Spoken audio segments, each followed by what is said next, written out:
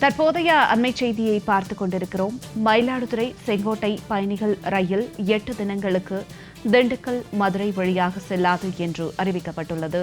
தற்போது கிடைத்துள்ள அண்மை செய்தியாக இதனை நாம் பார்த்துக் கொண்டிருக்கிறோம். விவரங்களோடு இணைகிறார் நமது செய்தியாளர் ரஞ்சித். வணக்கம் ரஞ்சித், இது குறித்த கூடுதல் விவரங்களை சொல்லுங்க.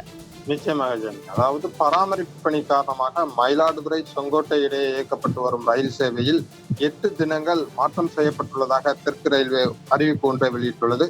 அதாவது மயிலாடுதுறை செங்கோட்டை இடையே இயக்கப்பட்டு வரும் ரயில் சேவை 8 தினங்களுக்கு மாற்றுப்பாதையில் இயக்கப்படும் எனவும் தற்போது தெரிவிக்கப்பட்டுள்ளது. அதாவது கொடைக்கானல் ரோடு ரயில் நிலையம் மற்றும் வாடிப்பட்டி ரயில் நிலையங்களுக்கு இடையே உள்கட்டமைப்பு பராமரிப்பு பணி தற்போது நடைபெற உள்ளதால் இந்த ரயில் சேவையில் மாற்றம் செய்யப்பட்டுள்ளதாகவும் தெரிவிக்கப்பட்டுள்ளது.